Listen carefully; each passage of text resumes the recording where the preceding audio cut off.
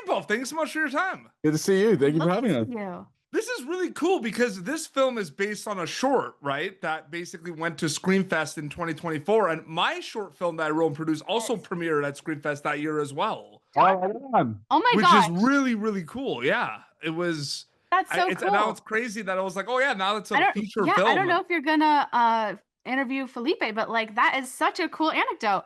Yeah, Yeah, I know. which is really, really cool. Yeah, my feature film was called well, my short was called The Joining. It had Brenna D'Amico from The Descendants in it, and we were also at Hey, Screamfest as well. But yeah. this is so much fun. Well, first of all, thank you both for the nightmares. I don't know if I could look at Playgrounds the same ever again. Here's a Same. That's what I keep saying too. Yeah. We're on the same boat, man. You and I. So, Sochi, I do want to ask because that script to screen journey really interests me, and I want to ask specifically with like the playground stuff, right? Like the playground yes. scenes. What was that like reading that in the script and then seeing it come to life when you got there and started filming those scenes? Well, I have to say, Felipe has done a really good job because in the when I was filming the short film, he had full like diagrams, like full little like like real life I can touch the playground Mhm. sets.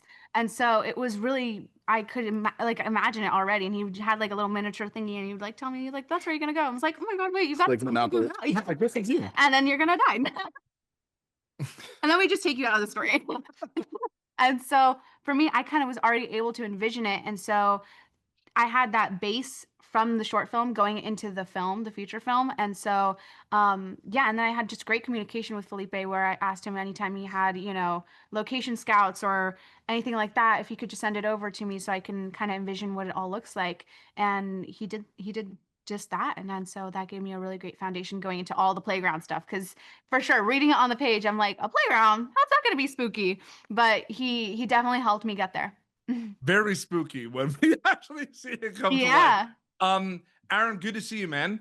And I did kind of want to ask, there's a lot of really cool things happening in the, horror movie thriller world right now. And what I think is really cool is like the fans eat it all up, right? Whether it's like sci-fi, supernatural, they love it all. You also did Witchboard. I'm wondering what's it like working as a storyteller in that landscape at a time where there is a big kind of interest and appetite for that stuff right now.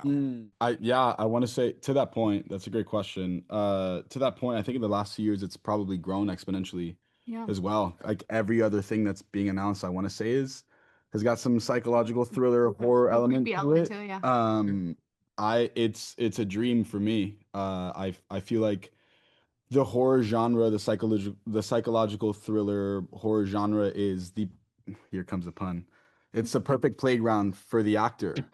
You kind of get to It's the fact that I laughed pun at you intended. coming. And I told you it was coming. I think yeah, it's a perfect playground for the actor. You kind of get to ebb and flow and experience a lot, right? You get to check off every, if not most emotions, and I think that's the dream for the actors to be able to play and to Yeah. work with great collaborators too. And I feel like within that genre, you have to be a great collaborator to get any and everything that you want out of your actor, right? Yeah, Or absolutely. of the script, of the creative people that are all Mhm. on set too. Yeah, Uh, and then super quick before we wrap, I want to throw this out for both of you. I'm just curious about this. My filmmaker had asked you this question, but we're gonna see some scenes in this film that are probably runtime is like 2, 3 minutes, and then it goes to the next scene. But I know that there's a very good chance that that scene at the playground, for example, might have taken like the whole afternoon or whole day to film. Even though we see a little bit, when those big scenes happen, do they feel like their own mini movies, mini projects, or do they overall feel part of Hive? Well, Sometimes, let me yeah. tell you, girl, because we only had 19 days to film this. So we had to have things really quickly done, and especially working with kids and working with, a lot of the kids were also cheer squads and gymnastics teams. So when you're dealing with scenes that have like a lot of coordination and all that, that takes up more time. So we had rehearsals prior, which was amazing. You hardly ever get that, and so that gave us a really great foundation into going to such a quick shoot. Um, but this is something I don't think you can really necessarily see in the film, but we had a lot of shots that were done in like one take. And then we just did a little pickups. So I think for sure in those scenes, we did quite a few of those. And a lot, especially with Victoria, the little kid. And so Yeah. that was really cool for me, just seeing, a young, a young up and coming actor, teen, like, well, not even teen, she's like 13 or 12. I was gonna say, I Like thought she was like 9. maybe, I don't know. Maybe was she I think 9? she was even younger. Yeah, I think she Maybe was younger 10. than. Maybe 10. We'll settle it. But we'll settle at 10. We'll say it was that. But be so like, yeah, so in it and give it her all in an environment that is not normal, doing a scene, a whole entire, like, I don't know, maybe like 5-page scene in one take and then just do little pickups. That's pretty hard. And so for me, I'd say those scenes felt like a bit of a movie on their own. Yeah, totally. Victoria's incredible. And to that point, I think just what Sochi was saying, the fact that we had 19 days, everything had to be very concise and you had to kind of show up ready, but also then be moldable enough to change in real time with what the challenges came up for on the day. And I want to say the ending scene of that movie, We shot. the end sequence, it kind of, it was a lot. That was a lot of moving pieces. There was a lot of background actors all having to kind of do the choreography and be in sync. And so that took, those felt like little mini movies. Many movies for sure. Yeah. And also because it's such a wide space, so the cameras are kind of hidden.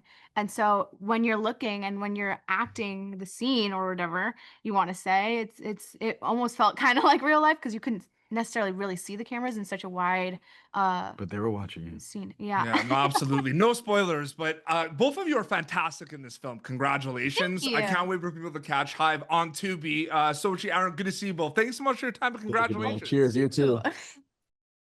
Thank you for tuning in to Popternative. Make sure to check out our past episodes of Popternative on YouTube. This has been an Autograph Communications production.